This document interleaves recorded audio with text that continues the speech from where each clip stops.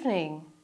Jamaica recorded 32 new cases of COVID-19 in the last 24 hours, taking the total of confirmed cases across the island to 11,907.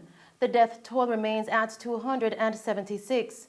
Of the 32 new cases, there were 10 males and 22 females, ranging in age from 3 to 90 years. 14 cases were recorded in Westmoreland, 7 in St. Catherine, and 3 in St. James. Kingston and St. Andrew and St. Mary recorded 2 cases each, and Clarendon, Portland, and St. Anne, as well as Trelawney, recorded 1 case each. The country also recorded 159 recoveries, taking the total of recoveries to 8,371. The Ministry of Health and Wellness and the Southeast Regional Health Authority are working to contain the spread of COVID-19 at the Bellevue Hospital. Now, this development follows the recent discovery of a cluster of cases at the institution.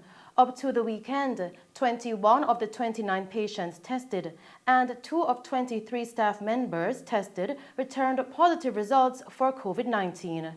Chief Medical Officer CMO Dr. Jacqueline Bissacer-McKenzie was with a public health team that visited the institution yesterday. Now, in speaking with our news team, Dr. Bissacer-McKenzie gave an update on the cases and further testing that is being done.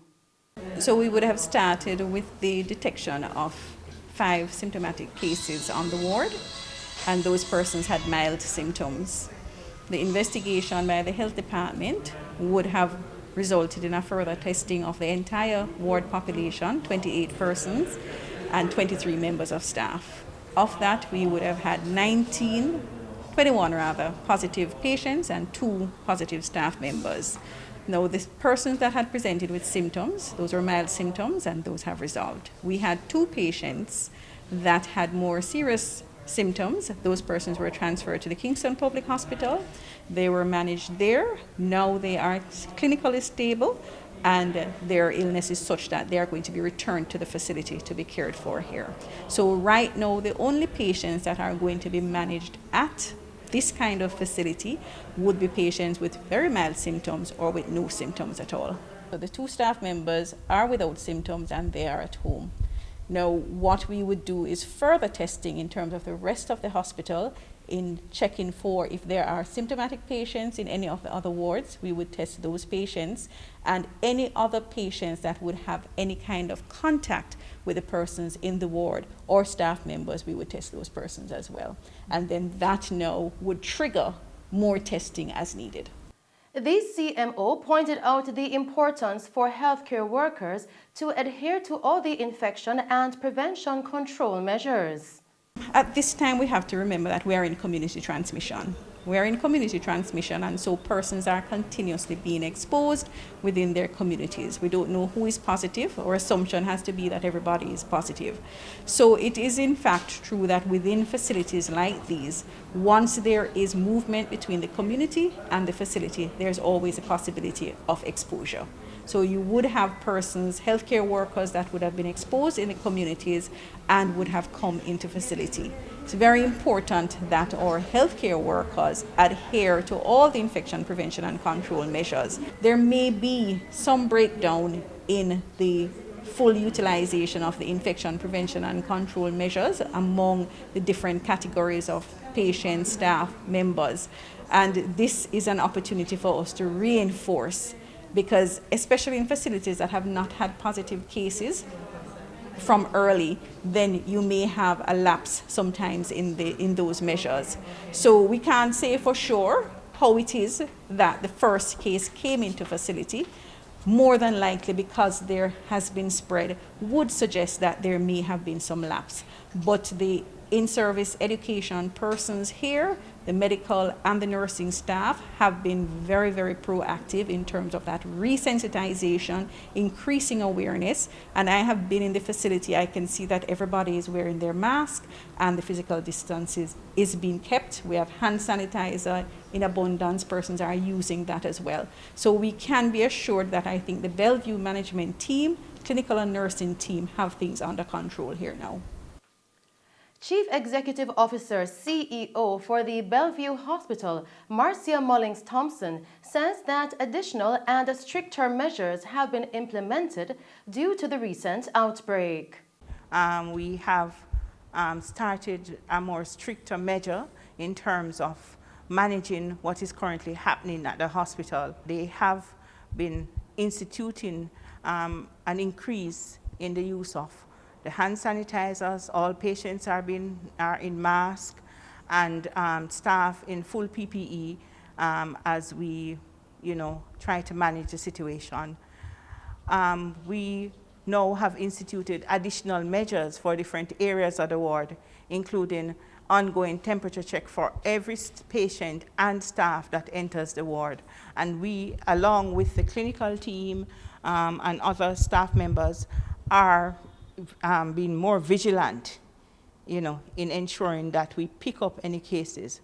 I must use the opportunity to really congratulate the nursing and clinical team on the work they have been doing, because they would have identified that something was happening on the ward before it reached to this point, and then were able to institute those preventative measures to decrease this spread into the other areas, although we are still being vigilant with that. Now, Mrs. Mullings-Thompson says they are looking at increasing capacity at the hospital. As part of the increased capacity, we are looking at increasing the infrastructure, doing repairs to the different wards through the maintenance team in the hospital. We are currently on this ward that we're looking at refurbishing to ensure that it is prepared and ready in the event that we need to isolate patients. And we're also looking at other areas in the hospital, another ward, to do as early as we can. Of course, we have limitations in the skills, but we are moving ahead to ensure that we make these preparations to manage our cases that will present to us. We have the support of the Ministry of Health and the Kingston and St. Andrew team, health department, in helping us to manage the case and to implement those measures that resensitization and education and testing for additional staff and patients once the need arises, and if we identify cases that way. Still making the news tonight, Prime Minister Andrew Holness last night announced tighter curfew hours for Westmoreland that took effect today and will stay in effect until December 31. A tighter curfew commencing at 7 p.m. nightly and ending at 5 a.m. the following morning, effective from 7 p.m. tomorrow, December 16, and ending 5 a.m. on December 31st, 2020. And the general gathering limit for public places is being reduced from 15 to 10 persons. For burials, the maximum number of persons remain at 15, and as the mayor would have announced before, Grand Market will be cancelled in the parish. And I believe that the mayor of Hanover, the adjoining parish, has also made a similar announcement regarding Grand Market. I'm making a special appeal for strict observance of all the protocols and measures, and for everyone, particularly those residents of Westmoreland and Hanover, to exercise greater vigilance and restraint. Now, the Prime Minister, who was addressing the House of Representatives yesterday, says there is cause for grave concern as there has been an increase in the number of COVID-19 cases in the parish, coupled with increasing hospitalizations and deaths. He also informed that the parish recorded a test positivity rate of 32.1% last week, compared with 17.6% in the preceding week. Now, the Prime Minister also reported that the Savannah Lamar Hospital was at 87% of capacity on December 14 and that 15 of 18 COVID-19 beds are occupied. Mr. Holness said the government recognizes that the implementation of these measures will cause hardship to the people of Westmoreland, particularly at this time of the year. Meanwhile, Mr. Holness further stated that the recent rains have delayed the completion of the field hospital in Falmouth and efforts are being made to have it completed before the end of the financial year. Meanwhile, during the sitting of the House of Representatives, Prime Minister Holness also announced that the office-related parties to the government or its agencies and departments are prohibited due to the coronavirus COVID-19 pandemic. All office parties related to the government or its agencies or departments are prohibited.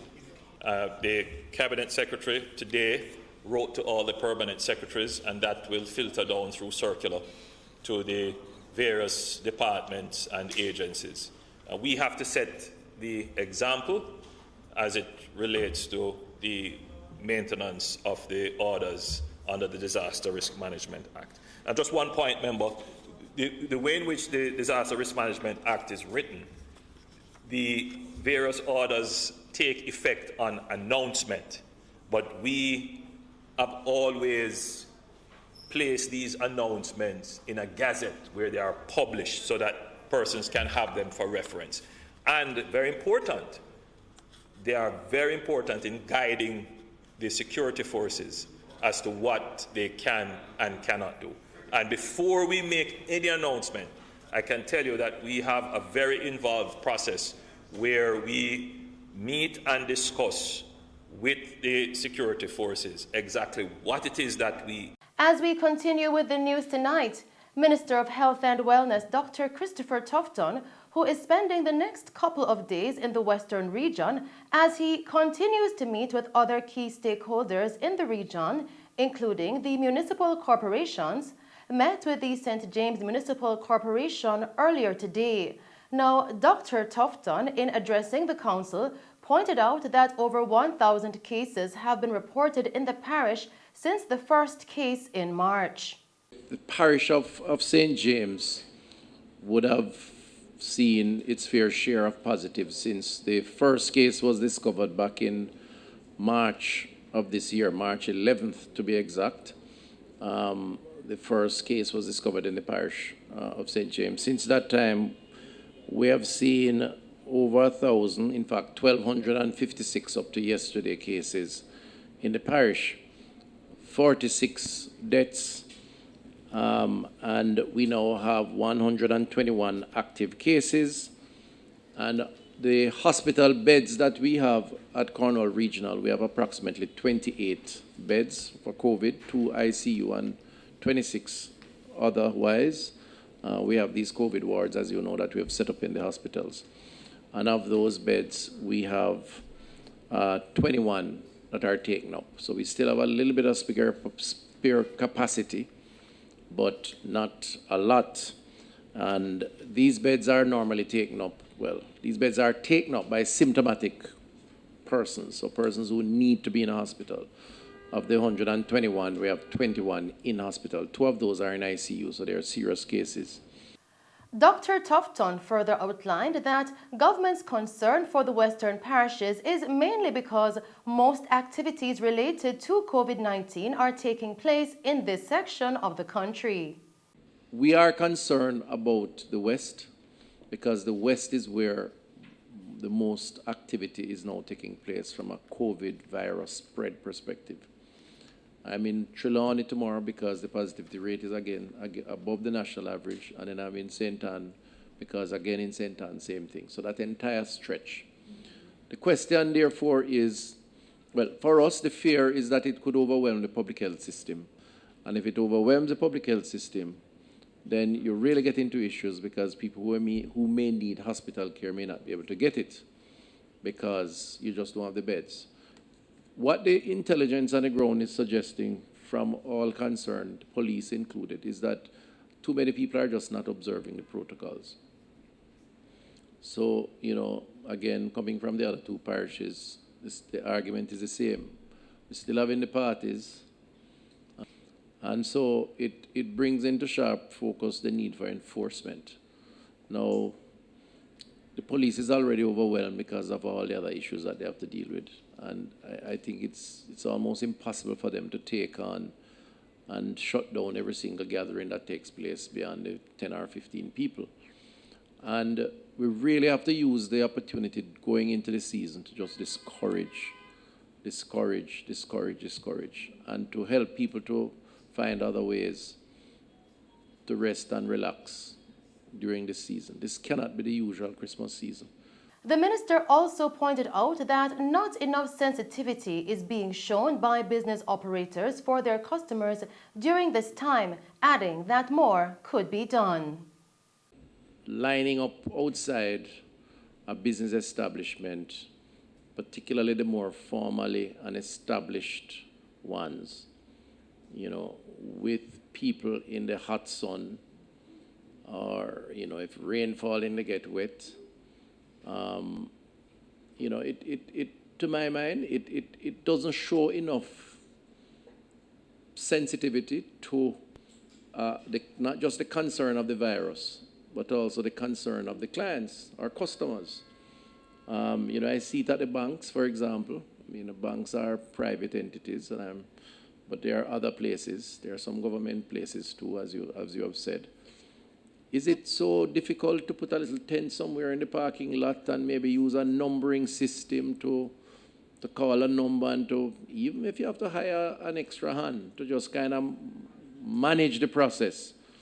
And you're right, in a sense, what we do is move the virus from inside the building and put it squarely outside at the door, because while people waiting, they are commingling in a way that is inconvenient, that is uncomfortable, and frankly speaking, make them let down their guard more often than not to spread the virus further. And we really have to encourage our private entities and public entities, and that includes in public health too, because we have to manage even at the level of health centers and so on. So I'm being self-critical. I think we have to, in this period of the fatigue around COVID, recognize that we have to adjust and pivot in a way that also shows concern for the people that we serve. Now, Medical Officer of Health at the St. James Public Health Services, Dr. Francine PhillipsKelly, during the meeting pointed out that during a recent intervention where testing was done, a high positivity rate was seen. We have been in our various public spaces. We did an intervention at the transport center. And at the transport center, we would have seen persons from several parishes. But for those who were resident in St. James, we did have a high positivity rate of 14.7%. And these were not necessarily individuals who had any symptoms. They were just there, a test was available, and they were willing, and they accepted the test. We have a positivity rate there that's fairly high. Another public space intervention had occurred only last week in Samshop Square. Most of us present here would have been aware. I got the permission from CEO Mr. Lee to do sample testing at tents that we had set up behind the Civic Center. And again, these were not individuals who necessarily had symptoms. Test was being done, available for free. They were encouraged, they were willing, they were tested. And of the 100 cases that we would have sampled that day, we've gotten back 20 results already. And of that 20 results, we already have a 15% positivity rate. Now, these are just random persons, no symptoms whatsoever, just passing through Samshop Square and invited to be tested. That's pretty high. Dr. PhillipsKelly also pointed out that due to rural communities in St. James showing a surprising rate of positive COVID-19 cases, continued testing and education is being carried out in these communities. Maroontown is really up in the hills, and we never anticipated that we'd have gotten any, maybe one, the occasional person who probably has been in the city and mixing and mingling. But we did get more than one positive in Maroontown, and they had a positivity rate of 6%. We went into Cambridge Square to do an intervention with the persons who were resident in Cambridge, and most of them were actually Cambridge residents. A few of them were from outside of Cambridge, a couple from Stonehenge, Montpelier, one person from Glendevon, but for the most part, they were from Cambridge. And in Cambridge, we had a 15% positivity rate when we went to do our outreach there. Right now, as we speak, there is a mobile team that's in Johns Hall, driving through Johns Hall to do additional intervention, because we had seen some cases earlier from Johns Hall. We don't really have our finger on what's happening exactly in Johns Hall, hence our intervention to assess. Continuing with the news, the Ministry of Local Government and Rural Development has sanctioned grand markets across the island, but has ordered a 10 p.m. end for the activities because of the COVID-19 pandemic.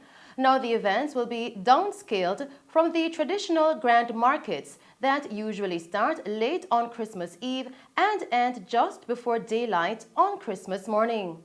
Grand markets are usually held in most parish capitals across the country as part of the Christmas festivities. For this year, the start time is to be set by each municipal corporation, but in each case, the events will have to adhere to the government's stipulated curfew time of a 10 p.m. end time. The St. James and St. Elizabeth municipal corporations have already decided that there will be no grand markets in the parish capitals there, and it is unclear if there will be any review of those decisions. In the advertisements with the tagline, "COVID still a keep," the ministry reminds Jamaicans that while marking the festive season, they should be wary of the pandemic and follow the government's protocols and guidelines. Still tonight, the Jamaica Constabulary Force, JCF, is calling on motorists to exercise caution when traversing the public roadways during the Christmas season. Now, head of the Public Safety and Traffic Enforcement Branch, PSTEB, Senior Superintendent of Police, Gary McKenzie, says the Yuletide season is usually marked with increased activity on the public roads. He explained that, and I quote, "The higher rate of business on the roadways brings benefits across the country. However, what we have seen on our roads is that we have had some very unfortunate situations in the form of multiple crashes that have claimed the lives of persons. So one of the first things that we need to do is to consider the fact that there are far more persons nowadays using the roadways." End quote. SSP McKenzie urged business persons and entrepreneurs to be wary of the dangers of rushing while conducting business. According to SSP McKenzie, citizens must be mindful of the impact of recent weather activities on the state of the country's roads. Now, in a Mello TV news update, popular dancehall entertainer Tommy Lee Sparta, whose given name is Leroy Russell, has been charged with illegal possession of firearm and ammunition. Russell was arrested on Tuesday, December 14, after a vehicle in which he was traveling was intercepted by members of the JCF's Specialized Operations Branch. The men in the vehicle were searched, and the firearm was found in Russell's waistband. He remains in police custody and is to appear before the court to answer to the charges on January 6, 2021. Meanwhile, the other men held along with Russell remain in police custody and are being investigated by the Counter-Terrorism and Organized Crime Investigation Branch, CTOC. In another news update, dancehall entertainer Laden has been sentenced to 4 years for illegal possession of firearm and 18 months for illegal possession of ammunition. Both sentences will run concurrently. In other news tonight, the St. James Municipal Corporation earlier today donated 170 tablets valued at over $4 million to needy students drawn from across the 17 parish council divisions. The presentations, which took place at the Montego Bay Cultural Center, saw 10 students from each division being given tablets to ensure that they are able to participate in virtual learning, and represents the corporation's contribution to the government's Tablets in Schools program. Chairman of the Finance Committee at the corporation and councillor for the Maroontown Division, Everest Coke, said the donation could not have come at a better time, as it will greatly enhance the students' ability to continue their education. He added that the selection of the students was done on a needs basis only, as the program is geared towards assisting those with a desire to be a part of the virtual learning process, but have been faced with financial and other challenges.